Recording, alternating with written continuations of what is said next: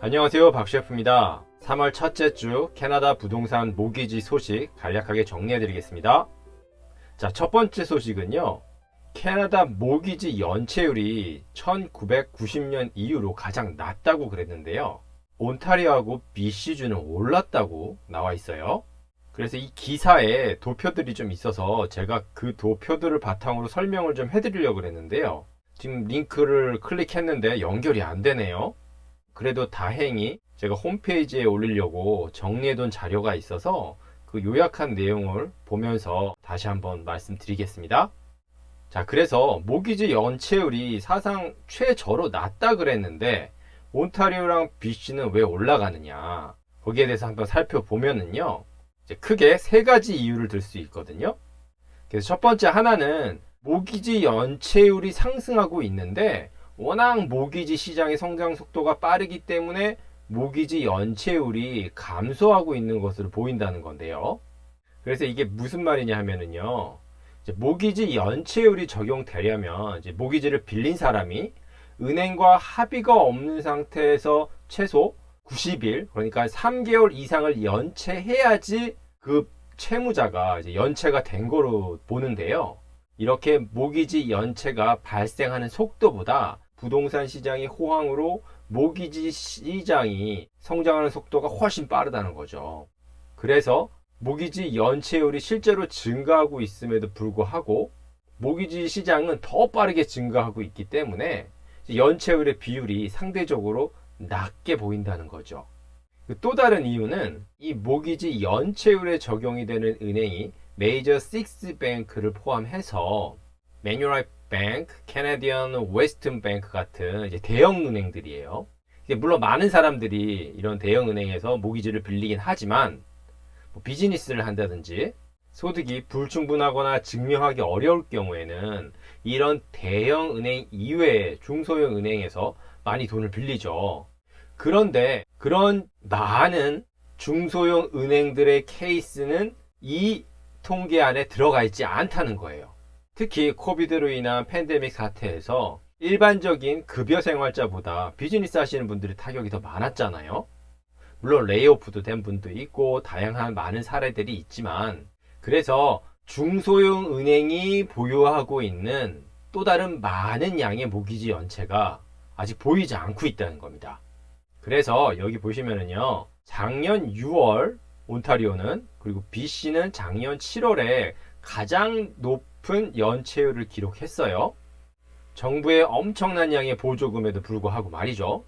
그런데 이후로는 지속적으로 하락하고 있습니다. 물론 계속해서 정부의 유동성 자금이 투입되고 있기도 했지만, 여기 보시면 6월, 7월 이 시점부터 부동산 시장이 속도를 내면서 상향 곡선을 보이기 시작했죠. 그러니까 그 시점과 모기지 연체율이 감소하고 있던 시점이 공교롭게도 동일하다는 거죠.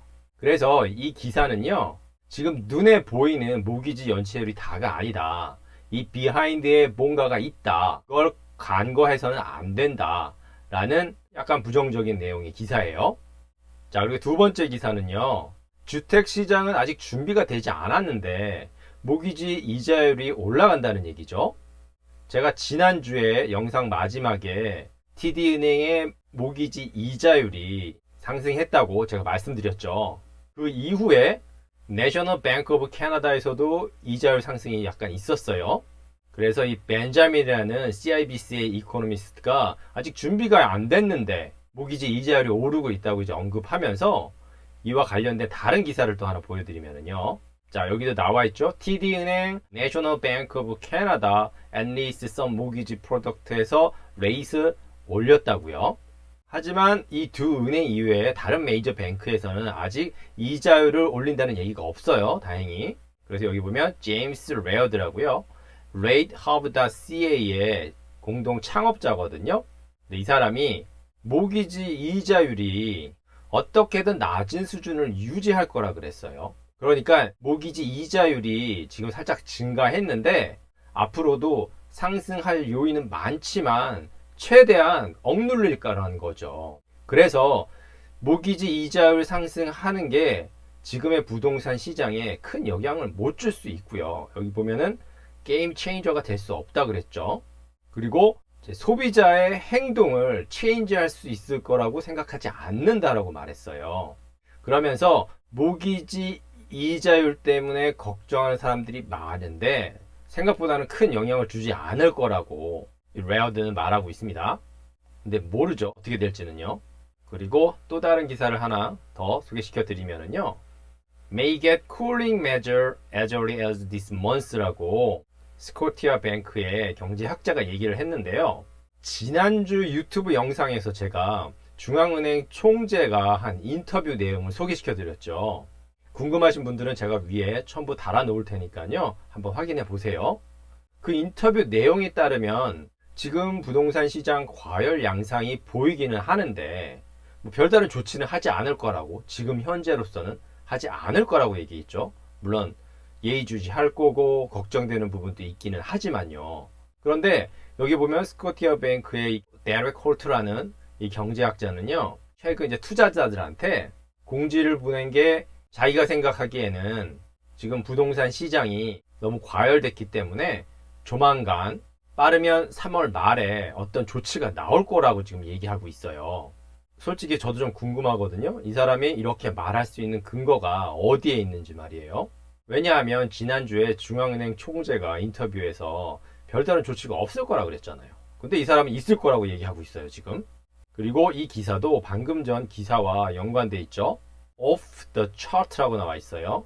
그래서 토론토 average home price in February가 지금 1밀리언이 넘었죠. 또한 여기 보시면 메이저 캐네디언 하우징 마켓의 February 21과 22가 비교돼 있죠. 그런데 몬트리올의 판매량은 마이너스 3%로 하락했지만 나머지는 다 엄청나게 올랐죠. 프라이스도 그렇고요. 그래서 이렇게 핫한 시장에서 수요에 비해서 공급량은 계속 줄어들고 있는데 지금도 문제지만 이제 앞으로 백신이 보다 광범위하게 공급이 되고 인구도 유입이 된다면 이와 같은 과열 형상은 더 커질 거라는 거죠. 그래서 이 기사의 제목처럼 off the chart라는 얘기예요. 완전 범위를 벗어났다는 거죠. 그러니까 그런 이유에서 뭔가 조치가 있을 거라는 거예요. 조치가 없다면 지금과 같은 과열 현상이 더 큰 문제가 될 수 있겠죠. 자, 이번에는 제가 사진을 좀 가지고 왔는데요. 이미 판매된 주택이에요. 그래서 제가 간단한 인포메이션만 드리고요. 이 주택에 대한 구체적인 제 의견은 말하지 않을 거예요. 이 사진 이후에 이 주택이 얼마에 리스팅이 돼서 솔드 프라이스가 얼마였는지 알려드릴 거거든요. 그래서 이 사진들을 한번 보시고 여러분들이라면 이 주택을 구입하기 위해서 얼마까지 지불하실 수 있는지 한번 생각해 보시기 바랍니다. 그래서 보면은요, 일단 세미 디태치예요.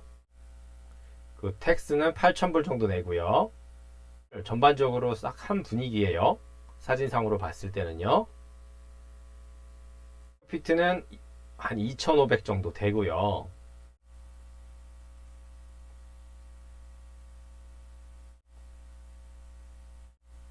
그리고 4 bath에 3 bathroom이고요.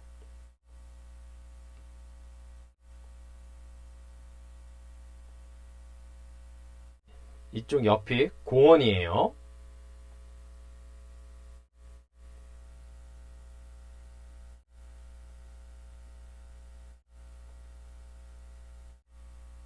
몇 가지 특이한 점은요. 지하가 separate kitchen도 있고 separate entrance도 있어요. 그래서 렌트를 줄 수도 있고요.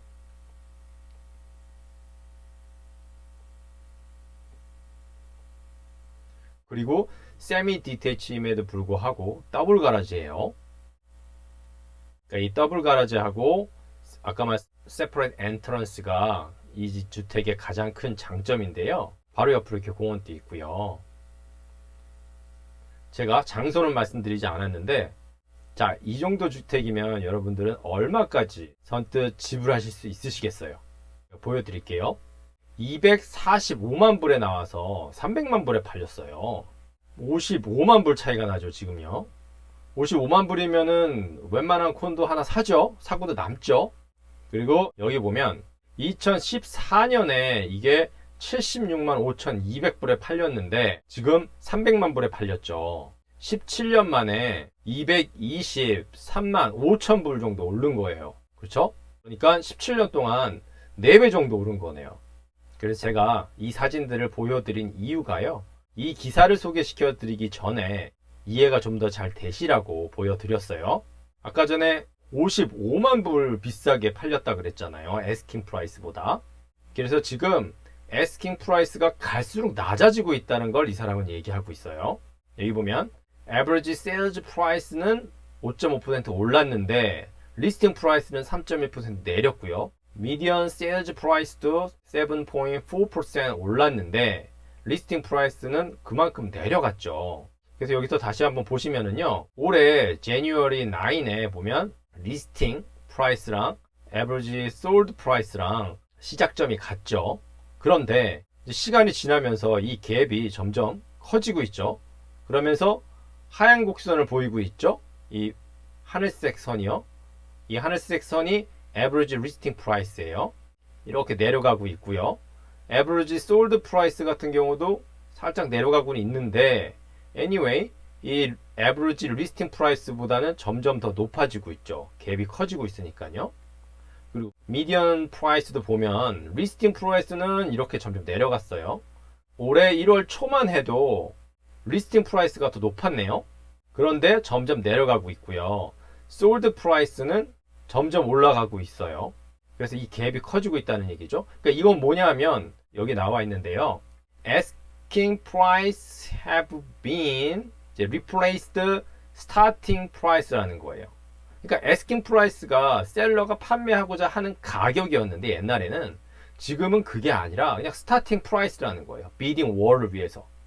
그렇게 많이 체인지 했다는 거예요. 그래서 이 기사에서는 이렇게 asking price가 starting price로 바뀌면서 많은 문제가 야기되고 있는데 그 중에 하나가 이런 bidding war 때문에 많은 경제적인 손실이 있다는 거예요.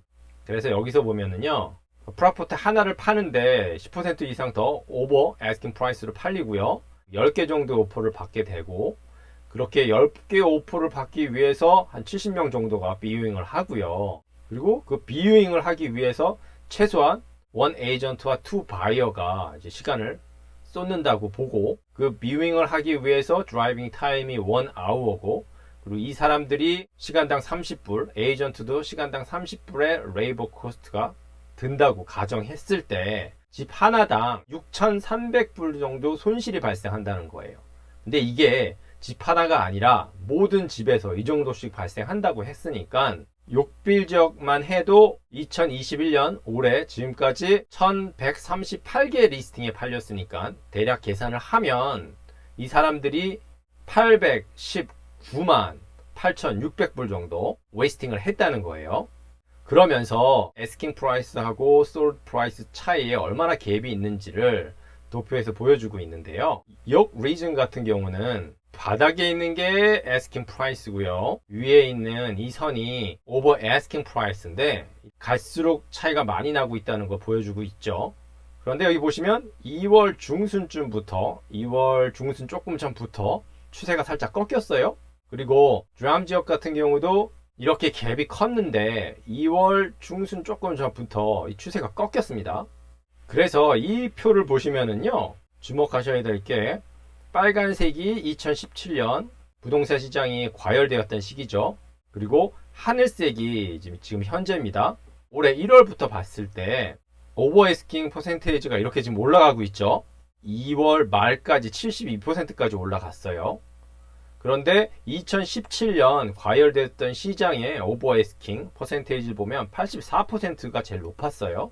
그러니까 아까 전에 저희들이 봤던 이 도표에서 보면 2월 중순 전후로 살짝 꺾였죠. 여기도 그렇고요. 역 리즌도 그렇고요. 그래서 이 다음 시점은 확인해 봐야겠지만은 뭐 이 정도에서 멈춰 있든지 아니면 약간 하락했겠죠. 그래서 현재 과열된 시장에서 오버애스킹이 얼마나 빠른 속도로 증가하고 있었는지 이 표가 보여주고 있고요.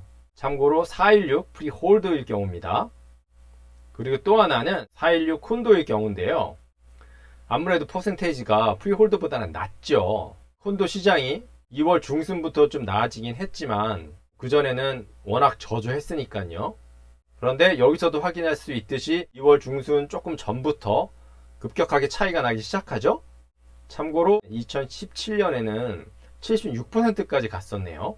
그래서 정확한 이유는 알 수 없지만 2월 중후반을 기점으로 해서 이제 외곽의 수요가 상당 부분 다운타운 쪽으로 옮겨갔다는 걸 알 수 있어요. 그래서 여기 스캇 잉그램이라고 이 사람의 트윗에도 보면 이제 프리홀드 인벤토리는 상승하고 있는데 세일도 업되고 있죠. 근데 콘도 인벤토리는 줄어들고 있어요. 그리고 세일은 올라가고 있고요. 그리고 그 가격대를 보면 프리홀드도 그렇고 콘도도 그렇고요. 저렴한 가격대에 이제 많이 몰려 있다는 겁니다. 지금 리스팅 같은 경우는 40만 불 밑이 27% 감소했고 50만 불까지가 24% 감소했고요. 그러니까 70만 불 미만으로 대부분의 리스팅이 감소하고 있다는 거예요. 그만큼 이 가격대에 매물들이 인기가 있다는 거죠. 자, 그래서 지금까지의 기사를 통해서 봤을 때 외곽의 과열 현상이 다소 주춤해지는 듯해 보이고요. 그런데 공교롭게도 2월 중순을 기점으로 다운타운 쪽으로 수요가 몰리는 걸 확인할 수 있는데요. 최근 한 설문조사에 의하면 작년 9월만 해도 설문조사의 15%만이 다운타운 중심부의 회사로 복귀하는 걸 원한다고 했었는데요. 지금은 완전히 바뀌어서 최근 업데이트된 내용을 보면 65%가 다시 직장으로 복귀하고 싶다고 해요. 그리고 15%만이 다운타운에 있는 직장으로 복귀하는 게 아직은 불안하다라고 말하고 있습니다. 물론 이 수치가 모든 사람을 대변해 주는 건 아니겠지만 날씨도 점차 따뜻해지고 백신 보급률도 늘어나면서 아무래도 사람들의 경계가 완화되고 있다는 걸 알 수 있죠. 그러니까 이런 트렌드도 지금의 변화하는 시장의 한 부분으로 작용하고 있다는 거겠죠. 오늘은 이까지만 하면 될 것 같고요. 지금까지의 영상이 도움이 되셨다면 좋아요, 구독, 알람 버튼 부탁드립니다. 지금까지 박셰프였습니다. 감사합니다.